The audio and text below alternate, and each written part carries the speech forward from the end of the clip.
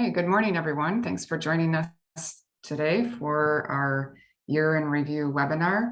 We would like to welcome you to the webinar on behalf of the Lake Superior Community Partnership and are really grateful you're taking the time to learn a little bit more about some of what we did over the last year, some of our highlights and accomplishments. So thanks again for joining us. I'm going to go through a short presentation and we'll have some time for discussion and questions at the end. First, as we get started, I'd like to send out a thank you to our Superior partners. Ashley, if you could click to the next slide. These are the partners that have been real long-time supporters and champions of the Lake Superior Community Partnership. And we know we wouldn't be able to do what we do without them. So thank you to all of our Superior level partners, Eagle Mine, Blue Cross, Cleveland Cliffs, Enbridge, UP Health System, Marquette County, and Michigan University. Next slide, Ashley. I'd also like to thank the Chairman's Circle. Again, these are real important supporters for us and major partners. We really depend on their commitment to the organization and want to thank all of our Chairman's Circle members for the support and contributions that they've provided over the last year. Okay, next slide. And of course, I'd like to acknowledge and recognize our board of directors. We couldn't do it without their participation, their commitment and engagement in the LSCP. We have a lot of really dedicated board members who are really passionate about the issues that we work on together at the LSCP.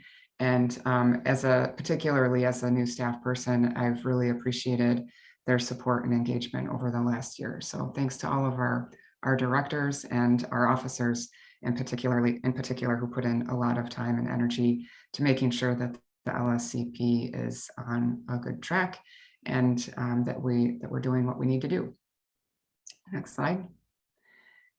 And of course, I want to recognize and acknowledge our staff and all the contributions that they provide to the LSCP. This has really been a highlight for me. Has been able to get to know and work with the LSCP staff. It's been just an honor and a privilege to have their company and their support over the last year as I kind of find my way as a new CEO for the Lake Superior Community Partnership. So I want to thank Ashley and Mary and Matt, Megan and Brooke and Michaela and Elle and Lois for all of the knowledge and expertise they have and everything that they do for the region every day. I also want to just quickly introduce a couple of new staff members that we had in addition to my own. Many of you know Sue Hellisty. She retired last year, and we brought on Matt Truella as our financial controller in August, and he's been just a great addition to our team. We really appreciate his work and his contributions to the LSCP. Michaela Zuzula also joined us this year as a marketing coordinator. I'm sure you've seen her great work reflected on our social media and in publications like Nagani's Moving Forward magazine that came out just recently. And I'd also like to introduce our newest staff member, Elle Jansen. She joined us last month as an economic and community development specialist, and she'll be working with us on projects like our new partnership with Ishpeming. So really appreciate them being a part of the team. They bring the kind of skills that help to round out our already very accomplished staff and our existing certifications in economic development. And those qualifications, those certifications and that expertise are a really big factor in our credibility. So thanks again to staff for all of your knowledge.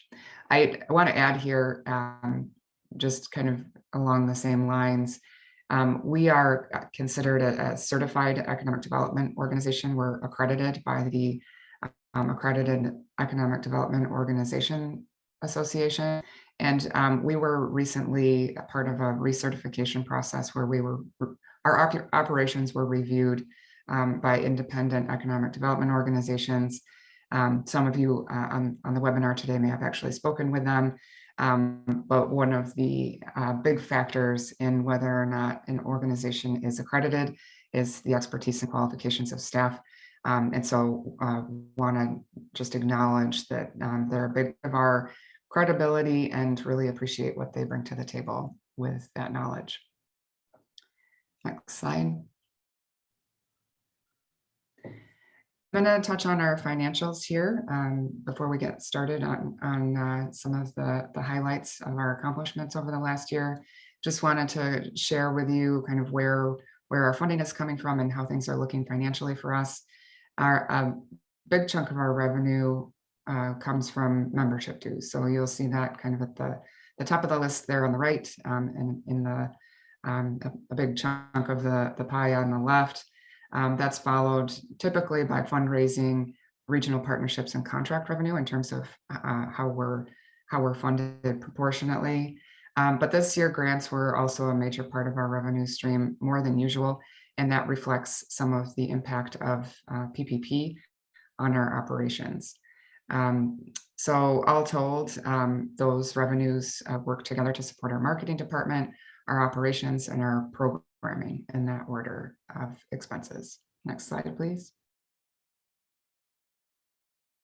Looking ahead at 2022, the breakdown for revenue looks a little bit different as we remove PPP from the mix on revenues. But again, our biggest revenue sources consistently are those membership dues, followed by our contracts with partners, government relationships, fundraising, and regional partnerships. We're looking at being in a really good spot at the end of this year with a significant amount of reserves. That is in part thanks to PPP, but also because of reduced expenses and new partnerships. Next slide, please. I'm going to spend some time talking about our actual activities over the last year, starting with government relations. As you know, we really spend a lot of time and energy on engaging in issues and groups that will give us a voice in decision-making in Lansing. So to that end, we serve as members on a large number of boards, like the Community and Economic Development Association of Michigan, or CEDAM. We're a part of the Northern Michigan Chamber Alliance. We are a member of the Small Business Association of Michigan, which is a membership that is extended to all of our own members of the LSCP, along with the U.S. Chamber of Commerce membership. We're a board member of the Michigan Economic Development Association. Mary is our representative there, and she's also a part of the advocacy committee for MEDA. We also coordinate with the Marquette County ambassadors, do a lot of engagement with legislators and state agencies through that platform, which has been really effective over the years. And in addition to that, we just do regular outreach and networking to those decision makers and governments. And all of that throughout the year gives us all face time with legislators, with state agencies, with local governments, and other decision makers, which really helps with when we have issues that need their support on. Next slide, please. To that end, we did have a lot to talk to them about this year, with all of the stimulus that came through, and just all of the changes that we're still experiencing post-COVID. There was a lot that could potentially impact our region. We could talk about that all day, but want to just spend some time on a few highlights, starting with the Office of Rural Development. The governor in January announced that she was establishing by executive order a new office that will focus on rural issues that are really important to the UP and to our economic prosperity. The creation of this office, which I'm sure a lot of you are familiar with, was, I think, in large part the result of a lot of UP-based advocacy that focused on the issues that we're struggling with around population decline and housing, workforce shortages, and also some of the opportunities that are in front of us around things like outdoor recreation, relocation, remote work, broadband, and really taking a holistic look at how all of those issues impact the UP and rural Michigan as a whole. So in January, Governor Whitmer announced that she was creating that office. She has proposed $10 million to stand that office up. And there's also talk about another big chunk of resources going into to that department in order to address regional issues.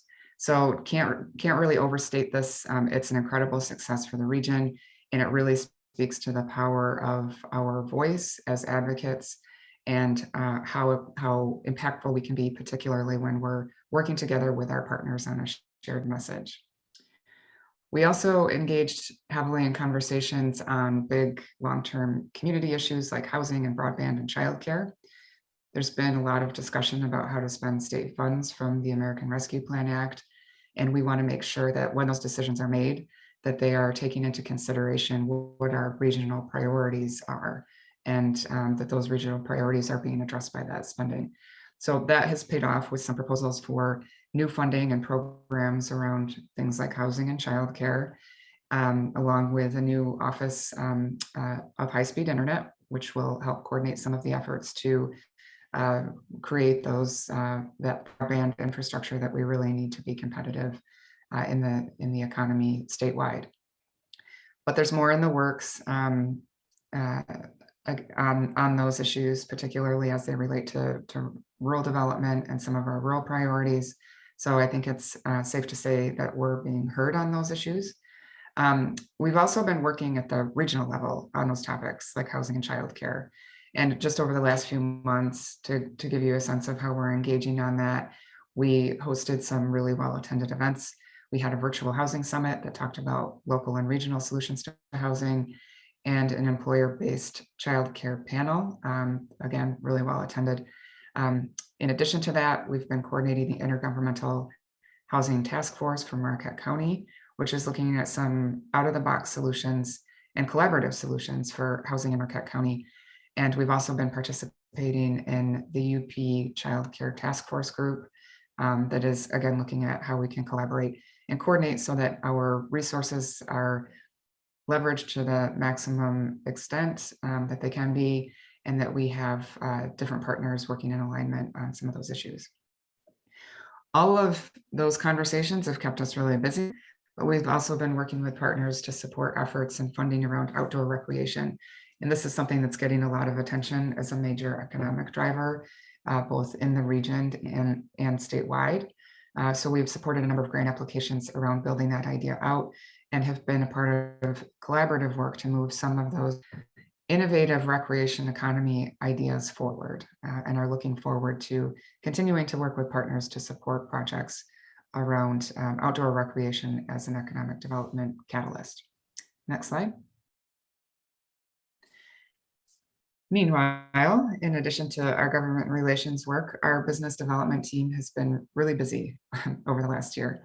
We connected with businesses on nearly 700 service requests or retention visits last year on issues including everything from business planning to data requests to startup resources. With the exception of 2020, which I think we all recognize was an outlier in every way, 2021 was busier than any time over the last 10 years or so at the LSCP. So just a note on the numbers as you look at what the service calls were relating to. We have the numbers broken down so you can see individually what businesses were looking for assistance on, but some needed help with more than one issue. So you'll see some of those service requests are counted in more than one place. Next slide, please. Here you can see how those calls were distributed. As you might expect, a lot of our calls came from our population centers. We also had a big chunk of our calls coming from the west end of the county as well. Next slide, please. And just to kind of go back to some overall trends in service calls, you can see here on this slide how those numbers are part of a consistent growth trend over the last several years as the LSCP continues to serve more clients. So we're at over 5,000 clients over the last 10 years.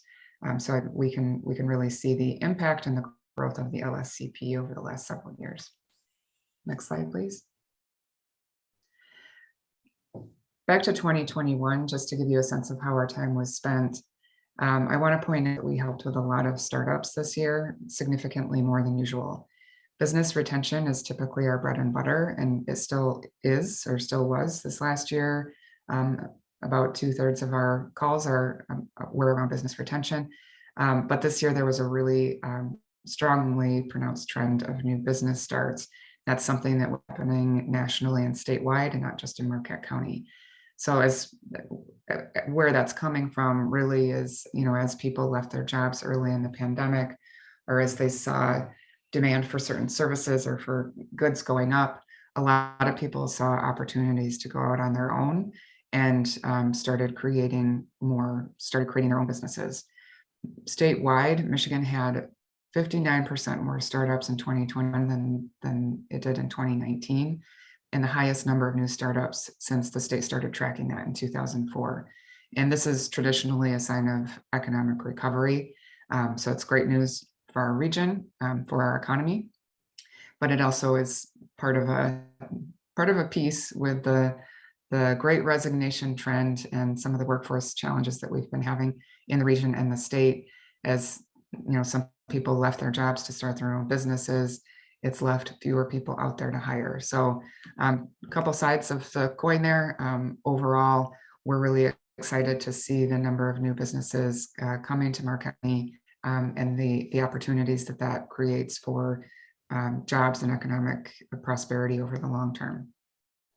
Next slide, please. One of the things that we do at the LSCP is work with the Marquette County Economic Development Corporation to administer revolving loan funds, and over the last year or so, a special revolving loan fund for COVID impacts. Over the last year, we made a total of 8 loans, including 3 from the COVID loan fund, about $300,000 in traditional revolving loan dollars were loaned to a variety of clients, and another about $164,000 was loaned through the COVID loan resource. And I think, again, this really reflects some of the issues I mentioned in the last slide relative to business growth, new startups, expansions. Really shows some of the trends in economic recovery that we're seeing here in Marquette County. Next slide, please. One thing we do to keep track of the impact that we're having at the LSCP, along with the work that our partners in the region are doing as a whole, is benchmark regional wealth indicators, things like population, property tax revenue, and household income. If you look at the numbers here, it might look initially like we're getting some mixed messages. While all of our economic indicators are growing, so things like property tax revenue and income are going up, we're also seeing our population decline. That might seem counterintuitive on the surface, but I think it reflects what we're seeing on the ground. We're all noticing a lot of new investment and development in the region, and that reflects a growing level of interest and excitement about the area, including new residents who are moving here for the quality of life. The timing of the census was such that it likely missed out on some of that activity, some of that relocation. That's part of the explanation. The other part of the explanation here is that population decline is a really, really long-term trend that we've been seeing in the UP for decades, and that's attached to other factors outside of our economy, things like aging and changing household sizes. And as our population changes, our household sizes decline, and that changes the shape of development. It changes the demand for services in a way that drives different types of development and growth. So the census shows that we lost population. The investments and developments that are happening now on the ground might help to turn that trend around. So there's a lot of complexity here in the slide, but I think we can trust what we see with all the new development and the interest in the region, that we have a lot of opportunity in front of us in terms of economic growth. Next slide, please. Couple slides here in the webinar, I want to spend some time just highlighting some of the bigger changes and opportunities at the LSCP in 2020. So first and foremost, the biggest change here is the fact that Amy Klickner is not giving this presentation, first in LSCP history. So a lot of this year, for me especially, was about transitioning to a new CEO.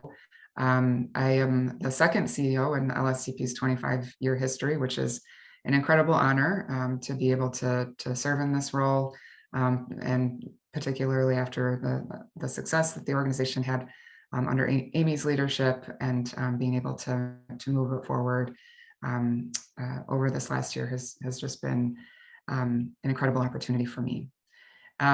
Second, I want to say that our staff did an amazing job managing operations in the face of COVID changes.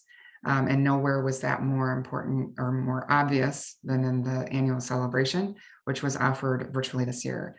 And I have to say, I might be biased, but this was one of my first experiences on the job here at the LSCP. And I felt that it was hands down the best virtual replacement event that I've seen. And I think it really did justice to the award recipients and to Amy, and want to just congratulate staff on being able to navigate that transition and the many other transitions that we went through over the last year as we continue to deal with the pandemic fallout. And as part of that, one of our other transitional events, we went back to in-person events, hosting our first in-person post-COVID event in June at our annual golf outing. Both the golf outing and our annual celebration were right on target for revenues. And I'd like to thank the marketing team and Ashley for the great planning that went into both of those events, put us in a really great spot. And I think everyone really enjoyed the opportunity to be together, both virtually and in person. Once things opened up, we were able to start offering ribbon cuttings again, which was great for all those new businesses I mentioned earlier, all those new startups and expansions that came along just on the heels of the pandemic. So just between May and December, we coordinated 23 ribbon cuttings, which I think was a great opportunity for those businesses to get out there and promote themselves, and really reflects kind of the excitement and the opportunity of new business growth here as we recover from the pandemic. Next slide. I mentioned earlier, we helped nearly 700 new businesses, or not new businesses, new and existing businesses, with services ranging from startup support to succession planning. And all the while, we were providing information on changing regulations and economic conditions, sharing webinars and regular updates on new regulations, new programs, funding, and change trends. So we were very present for the business community, being able to support them as they kind of figured out their next steps as we recovered from the impacts of the pandemic. We kind of, in the same vein, promoted shopping at local businesses with the Love on Local gift card program, hitting over $350,000 in sales that will all come back to our community and to our local businesses. So I feel like that program has been just an incredible success in terms of raising awareness of the great services and great services that our local businesses offer, make sure that they're on everyone's radar for gift giving seasons and for local shopping. Outside of our regular programming, we also coordinated more learning opportunities for the community, facilitating conversations on urgent issues like talent, broadband, housing, and childcare, with new events, webinars, and committees that I mentioned earlier that have resulted already in important new partnerships, and I think exciting new opportunities for solutions moving forward. And then to cap it all off, we engaged the board in the development of a new strategic plan that was adopted in September. And again, being biased as a new CEO, I think this was a really important process for the board and for the organization, helped us better understand the LSCP's role and value in the community, and gave us some clarity and direction for how we move forward in the new economy and the new reality that we're working in. One outcome of that process is a very strong emphasis on collaboration.